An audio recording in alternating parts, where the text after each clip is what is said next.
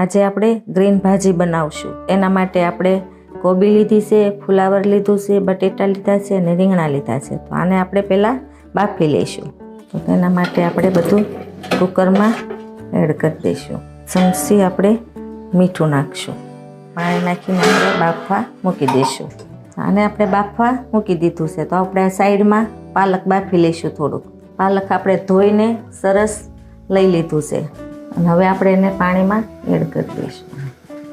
ઉપરથી થોડુંક મીઠું નાખશું. થોડી વાર આપણે એને બાફવાનું છે. પાલક બફાઈ ગયું છે. હવે આપણે વટાણા બાફશું. થોડુંક નમક એડ કરશું. હવે આપણે તેને બફાવા દઈશું. આદુ, મરચાં અને લસણ લીધું છે તો તેની આપણે પેસ્ટ બનાવી લઈશું.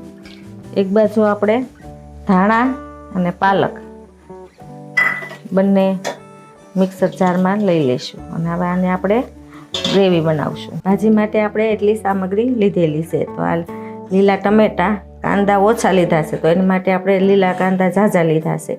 વટાણા બાફી લીધા છે. આદુ મરચાંની પેસ્ટ બનાવી લીધેલી છે અને લીલું લસણ. હવે આપણે કુકર ખોલીને જોઈ લઈશું તો આ બફાઈ ગઈ છે. હવે આપણે ભાજીનો વઘાર કરશું અને આને આપણે પછી ક્રશ કરી નાખીશું. તેલ ગરમ થાય ત્યાં સુધીમાં ગેસ શરૂ કરી અને લોહી મૂકી દીધું છે. હવે આપણે તેમાં તેલ એડ કરશું. તેલ ભાજીમાં ઝાઝું હોય છે. તેલ ગરમ થઈ ગયું છે તો અંદર આપણે તજ, લવિંગ અને બાદિયો નાખી દીધું છે. હવે આપણે જીરું નાખશું, હિંગ નાખશું, લીલા ટમેટા નાખશું. હલાવી લઈશું. આપણે કાંદા નાખશું. કાંદા ઓછા લીધા છે, લીલા લીધા છે ઝાઝા, એટલા માટે આપણે સૂકા 2 કાંદા લીધા છે નાના. થોડી વાર સતળાવા દઈશું. પછી આપણે આદુ લસણની પેસ્ટ નાખશું. આદુ લસણ અને મરચાંની પેસ્ટ છે. ટમેટા સતળાઈ ગયા છે તો હવે આપણે લીલા કાંદા નાખશું અને આપણે થોડી વાર સતળાવા દેવાના છે. હવે પાલકની પ્યુરી નાખશું, લીલા વટાણા નાખશું અને થોડી વાર સડવા દઈશું. ચમચી મીઠું નાખશું.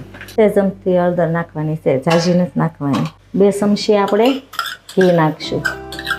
બાફેલા શાકભાજી એડ કરી દઈશું અને આને થોડી વાર સડવા દઈશું. સડીને તૈયાર થઈ ગઈ છે તો હવે આપણે તેની અંદર લીંબુ એડ કરશું અને પાવભાજી મસાલો નાખશું.